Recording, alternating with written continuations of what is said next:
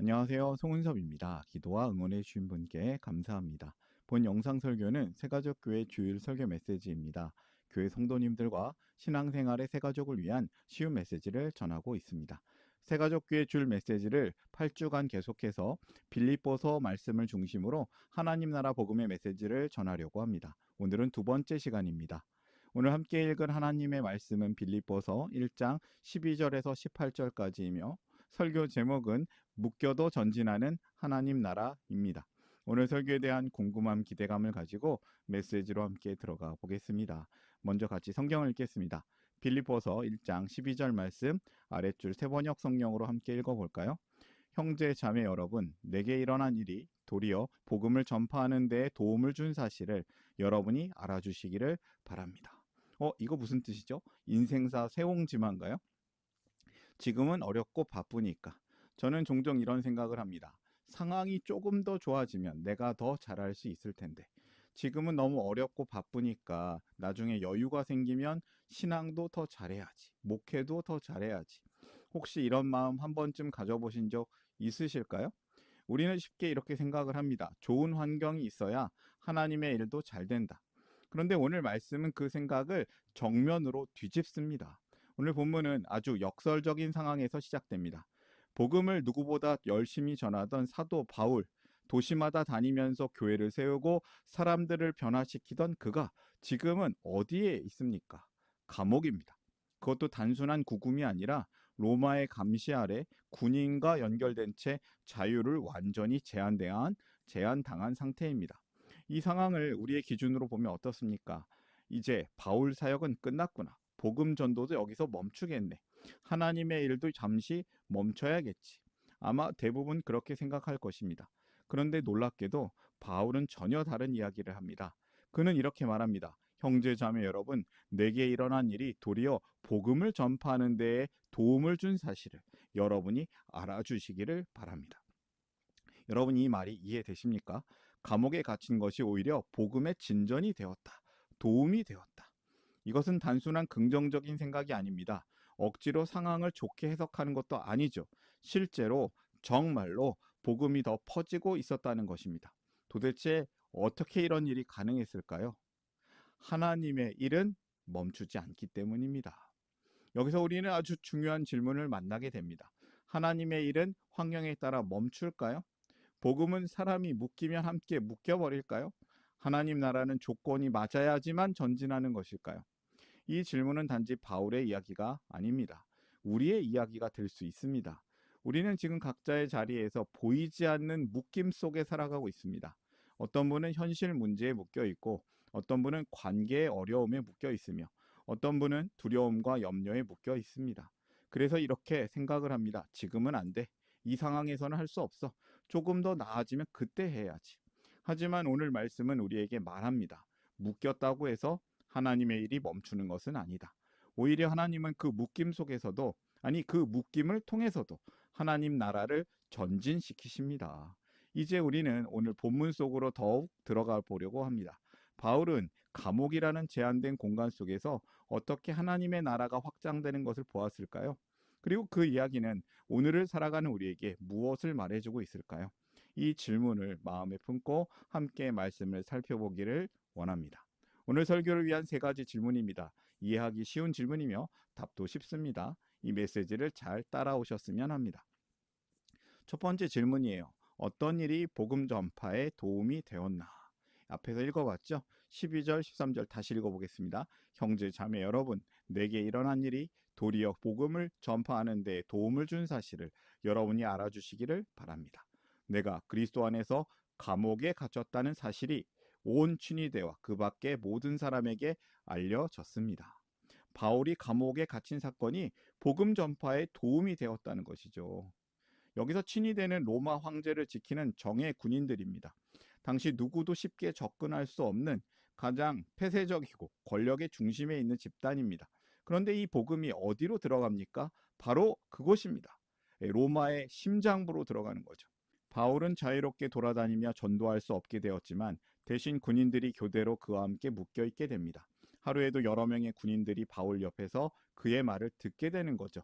여러분 생각해 보십시오. 바울은 감옥에 갇혔지만 복음은 로마의 심장부로 들어가고 있습니다. 이것이 하나님의 방식입니다. 복음은 멈추지 않았습니다. 우리는 길이 막혔다고 생각하지만 하나님은 전혀 다른 길을 열고 계십니다. 우리는 이제 끝이다라고 말하지만 하나님은 이제 시작이다라고 말씀하십니다. 혹시 여러분도 이런 경험이 있습니까? 이건 막혔다라고 생각을 했는데 나중에 돌아보니 오히려 그 일을 통해서 더 중요한 일이 이루어졌던 경험이 있을까요? 하나님의 나라는 우리가 예상하는 방식으로만 움직이지 않습니다. 때로는 우리가 원하지 않는 자리에서 전혀 기대하지 않았던 방향으로 더 놀랍게 확장됩니다. 첫 번째 메시지를 정리해 보겠습니다. 복음의 확장을 보라. 하나님 나라는 하나님의 방식으로 움직입니다. 두 번째 질문으로 가볼까요? 형제 자매들에게 어떤 변화가 일어났나? 주님 안에 있는 형제 자매 가운데서 많은 사람이 내가 갇혀 있음으로 말미암아 더 확신을 얻어서 하나님의 말씀을 겁없이 더욱 담대하게 전하게 되었습니다. 주님 안에 있는 형제 자매 가운데서 많은 사람이 더 확신을 얻어서 복음을 겁없이 더욱 담대하게 전했다고 합니다. 로마의 황제는 바울이 감옥에 갇히면 복음이 멈출 거라고 생각했습니다. 이 장면을 상상해 보십시오. 리더가 감옥에 갇혔습니다. 보통이라면 공동체는 위축됩니다. 공동체가 없어질 수도 있습니다. 두려워하고 숨어버립니다. 그런데 정반대의 일이 일어납니다. 바울은 감옥에서도 복음을 전했고 그 모습을 본 다른 사람들도 더욱 확신 가운데 복음을 전합니다. 바울의 삶이 메시지가 되었기 때문입니다. 바울은 말로만 복음을 전한 것이 아니라 삶으로 복음을 증명하고 있었습니다. 삶으로 말씀을 전하고 있었습니다. 그래서 갇힌 것 때문에 아니고요. 갇힌 것 덕분에가 된 것이죠. 바울이 갇힌 것 덕분에 이제 많은 사람들이 함께하는 복음 전도의 팀 사역이 되었습니다. 우리는 종종 이렇게 생각합니다. 아, 저 사람이 못하면 끝이다. 아니, 내가 못하면 끝이다. 내가 없으면 안 된다. 그러나 하나님 나라는 한 사람에게만 의존하지 않습니다. 하나님은 한 사람을 통해서 불을 붙이시고 또 그 불이 다른 사람들에게 옮겨가게 하십니다. 두 번째 메시지를 정리해 보겠습니다. 삶으로 복음을 전하라. 성도는 복음의 불이 전해지는 사람들입니다. 어쨌든 복음 전도가 계속 이루어지고 있어요. 이렇게 좋아 보이는 복음 전파의 놀라운 이야기 가운데 여기에 무척 현실적인 이야기가 기록되어 있습니다. 자세히 읽어보면요. 조금은 이상한 내용이 있어요. 어떤 사람들은 시기하고 다투면서 그리스도를 전하고 어떤 사람들은 좋은 뜻으로 전합니다. 시기하고 다투면서 하는 사람들은 경쟁심으로 곧 불순한 동기에서 그리스도를 전합니다. 이것이 교회 현실이죠. 같은 복음을 전하지만 동기는 다를 수 있습니다. 어떤 사람은 진심으로, 좋은 마음으로, 또 어떤 사람은 경쟁심으로, 어떤 사람은 인정받고 싶어서 자기 증명을 위해서 신앙생활을 합니다. 여기서 우리는 또 하나의 질문이 생깁니다. 그렇다면 하나님은 이런 온전하지 못한 동기 속에서도 일을 하실까? 답부터 드리자면 일하십니다. 말씀으로 확인해 보도록 하겠습니다. 세 번째 질문이에요. 바울은 무엇을 기뻐하는가? 이 내용에 그 앞에 질문에 답이 있어요. 18절 읽겠습니다. 그렇지만 어떻습니까? 거짓된 마음으로 하든지 참된 마음으로 하든지 어떤 식으로 하든지 결국 그리스도가 전해지는 것입니다. 나는 그것을 기뻐합니다. 앞으로도 또한 기뻐할 것입니다. 어떤 식으로 하든지 결국 그리스도가 전해지는 것을 바울은 기뻐하고 있습니다. 이 놀라운 결론이 있는 것이죠. 근데 우리는 이렇게 생각하지 않습니까? 동기가 중요하지. 동기가 나쁜 건 잘못된 거야. 저렇게 하면 안 되지. 물론 그 말은 맞는 말입니다. 그런데도 바울은 한 걸음 더 나아갑니다. 그럼에도 불구하고 복음이 전해진다면 나는 기뻐합니다. 왜 그렇습니까? 하나님이 크시기 때문이죠. 복음의 능력은 사람의 동기에 달려있지 않습니다. 하나님은 완전한 사람만 사용하시는 분이 아니라 불완전한 사람을 통해서도 일하시는 분이시기 때문입니다. 성경의 수많은 이야기가 불완전한 사람을 통해서 하나님이 일하신 이야기입니다. 하나님께서는 어떤 동기 속에서도 역사하시는 하나님이십니다. 하나님은 엄청 크십니다. 우리의 잘못된 생각보다도 훨씬 크십니다. 하나님은 완전한 사람만 사용하시는 분이 아니라 불완전한 사람을 통해서도 일을 하시기 때문입니다. 사실 이 말씀은 우리에게 두 가지 중요한 도전을 줍니다. 첫째, 우리는 우리 마음의 동기를 점검해야겠습니다. 나는 왜 이 일을 하고 있는가? 둘째, 동시에 우리는 하나님을 신뢰해야 합니다.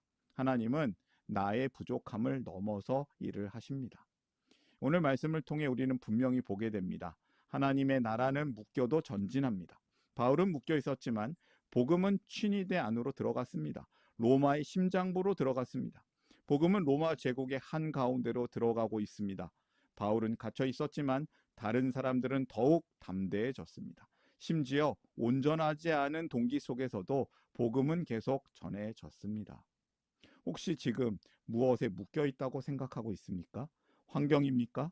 사람입니까? 상황입니까? 내 자신의 한계입니까? 그러나 오늘 하나님은 말씀을 하십니다. 그것이 하나님의 일을 막을 수 없다.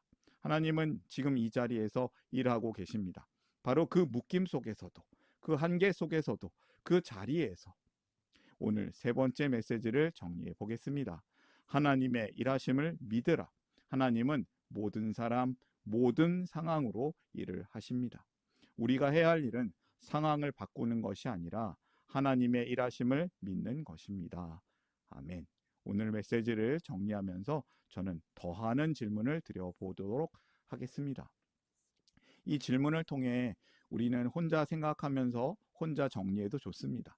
그런데 두세 사람이 함께 나누면 더욱 좋은 질문이에요. 질문에 정해진 답은 없습니다. 질문은 지식을 얻기 위한 것이 아니라 생각을 돕기 위한 것입니다. 여러분에게 삶과 생각을 진솔하게 나눌 수 있는 신앙 가족이 있기를 바랍니다. 서로 이야기를 말하고 들으면서 함께 공감하고 살아갈 힘을 얻으시기를 응원합니다. 저와 여러분이 함께 이 질문들을 읽어보겠습니다. 같이 읽어볼까요? 요즘 나의 삶에서 묶여 있다고 느끼는 부분은 무엇인가?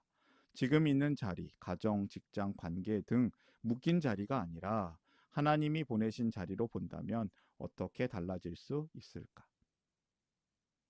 최근에 누군가의 믿음이나 태도를 보며 도전을 받았던 경험이 있는가?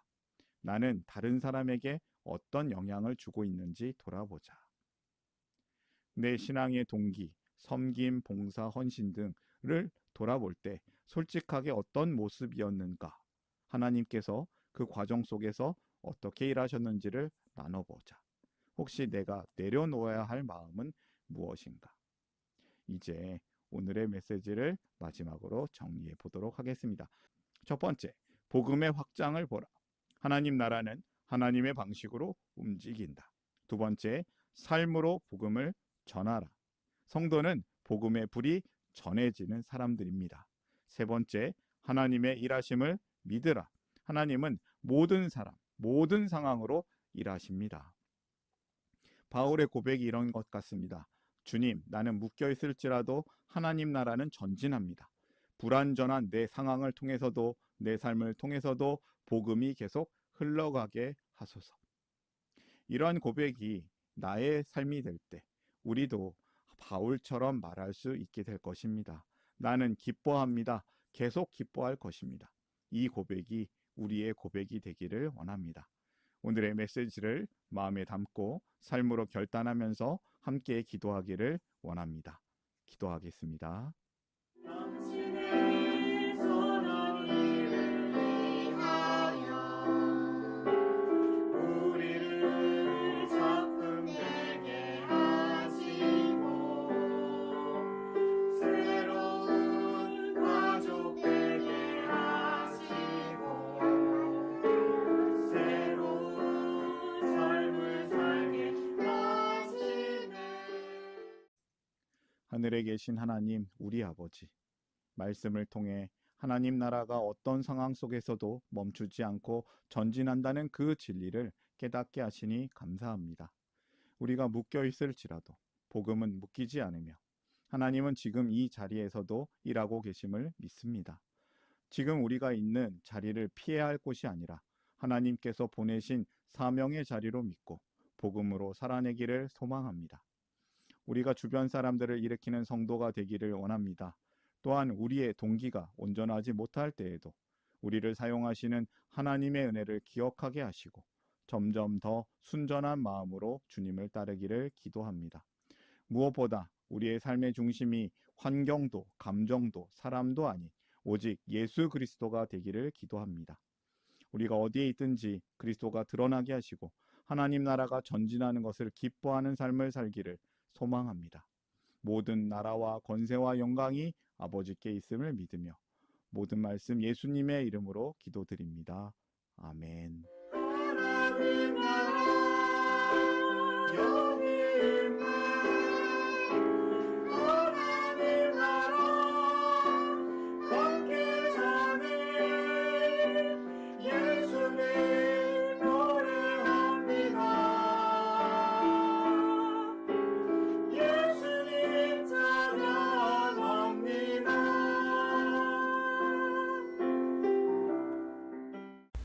샬롬, 송은섭입니다. 저를 통해 또는 누군가의 추천과 우연한 기회로 이 메시지를 보게 되신 분들께 감사합니다. 모든 성도님들은 하나님 나라의 새가족이십니다. 교회를 처음 나오신 분들만 새가족이 아니라 우리 모두가 새가족입니다.